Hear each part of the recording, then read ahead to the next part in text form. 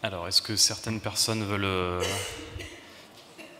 interroger nos intervenants, rebondir sur certains points? Oui, nous avons une question. Je vous demanderai de bien vouloir vous présenter avant de la poser, s'il vous plaît. Merci. Bonjour, Antoine Vallée du CERS. Donc moi j'ai une question pour le dernier intervenant. En termes de blockchain et de pilotage de ce petit réseau de chaleur du bâtiment, qui c'est qui va en fait piloter tous ces flux thermiques, tous ces flux énergétiques? Est-ce qu'il y a un pilote? Est-ce que c'est le facility manager? Est-ce que c'est le maître d'ouvrage? Enfin, voilà, qui va s'occuper de ça? Aujourd'hui, c'est prévu que ce soit un preneur comme un autre pour le maître d'ouvrage. En fait, il y aura un appel d'offres qui va être fait par le maître d'ouvrage pour savoir qui va gérer cette boucle d'eau, en fait, et qui du coup aura un loyer à payer à Unibail et pourra se rémunérer sur les échanges qui seront faits entre les différents participants, et dans sa capacité à gérer de façon efficace, bien sûr, la blockchain, la boucle d'eau en général. Du coup, pour le client, c'est un investissement qui, comme je disais, est remboursé en 10 ans, mais c'est des revenus aussi en plus, parce que c'est une boucle d'eau qui peut être gérée et qui lui rapporte de l'argent plutôt que d'avoir de l'énergie qui est seulement une source de dépense. Y a-t-il une autre question? Oui. Bonjour. Dans votre présentation, vous faites un superbe exercice d'économie circulaire de l'énergie, en fait. Oui. Est-ce que vous avez regardé, on voit bien que ces projets, ils vont être soumis à la RE 2020 demain. Est-ce que vous avez regardé, notamment dans les arbitrages qui sont rendus, comment ça peut se positionner par rapport à ça? Sur ce projet, comme c'est un projet qui est très long cours, c'est ce que j'ai évoqué un peu, les problèmes des longs projets, c'est comment ils évoluent au droit de la réglementation, qui elle-même évolue au fur et à mesure des études. Et du coup, ce qui vient après la livraison, je ne sais pas si les bureaux d'études ont analysé l'impact, comment on pourrait le valoriser si on devait le déclarer au regard de ces nouvelles réglementations, mais là, je n'ai pas les informations.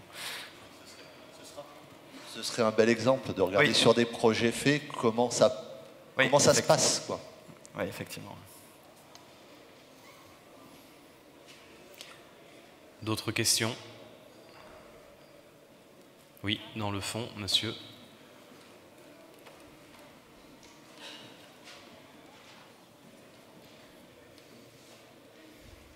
Oui, bonjour, Clément Gaillard de Construction 21.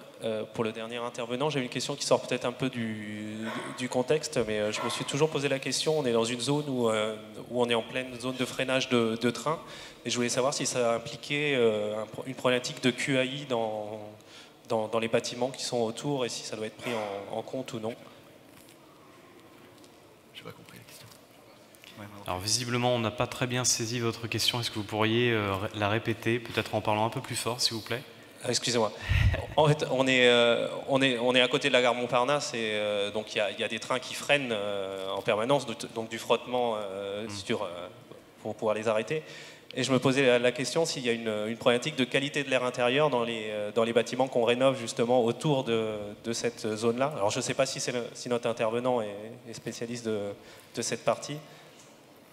Je ne suis pas particulièrement spécialiste de cette partie, effectivement, mais on est relativement éloigné de la gare, mine de rien, puisque là on devine, les trains sont ici et sous une dalle, qui est un parc, pour ceux qui connaissent, c'est un parc qui est très, pour plutôt ceux qui ne connaissent pas, c'est un parc dans Paris que les gens ne connaissent pas, qui est accessible directement depuis la gare, le parc Jardin de l'Atlantique.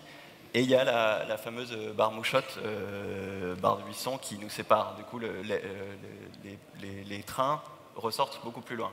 Donc sur notre îlot, je ne crois pas qu'il y ait d'enjeu particulier au regard des rails et de la gare en général. Voilà, là aussi. D'autres questions? Oui, monsieur.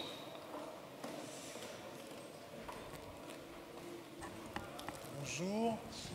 Moi, je parle au nom du ministère des Solidarités et de la Santé. Donc, pour les bâtiments de l'État, je reviens sur la question d'Opérate. La direction du mobilier de l'État nous a demandé de nous équiper en un outil qui s'appelle l'OSFI, l'outil de suivi des fluides, que certains connaissent peut-être. Je voulais savoir s'il y a une opérabilité, enfin, s'il y a une interface, il y aura une interface directe possible entre cet outil et Opérate. sachant qu'il y a un intermédiaire pour nous, c'est le référentiel technique, c'est en fait la grande base de données bâtimentaire de l'État. Je ne sais pas si je suis très clair. Oui, alors je n'ai pas connaissance particulièrement de ce logiciel. L'idée d'Opéra, c'est effectivement de favoriser l'interopérabilité, en particulier si c'est l'État qui doit appliquer le décret tertiaire à son propre patrimoine. Voilà, avec la DHUP qui reste la maîtrise d'ouvrage de cet outil-là, on peut tout à fait envisager de faciliter les accès. Et les API, ça sert à ça. Hein. Les API, c'est vraiment typiquement quelque chose que vous pouvez embarquer directement dans vos applicatifs en interne et du coup de créer cette passerelle entre Opéra et votre logiciel. C'est vraiment tout l'intérêt d'une API. Okay, on verra ça. Encore une ou plusieurs questions? Oui.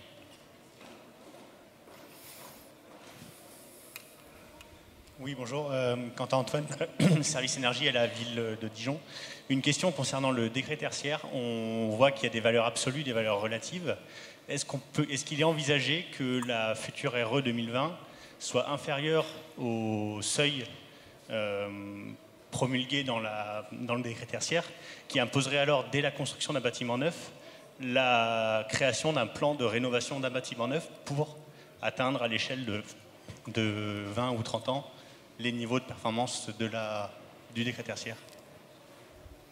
Alors, je peux répondre à la place de la DHUP. Là, en termes de périmètre d'application, un bâtiment neuf n'est pas soumis au décret tertiaire, puisque en gros, c'est pour tous les bâtiments antérieurs à la RT 2012. Et donc, j'ose espérer, je dirais, que les niveaux de consommation d'énergie d'un bâtiment neuf RE 2020 sont évidemment inférieurs à ces seuils en valeur absolue, en kilowattheure par mètre carré, avec l'idée aussi que la RE 2020, elle est essentiellement, on va dire, sur les usages dits réglementés, donc les 5 usages principaux, là où le décret tertiaire est tous usages et en énergie finale. Mais de toute façon, dans l'absolu, un bâtiment neuf ne sera pas soumis au décret tertiaire.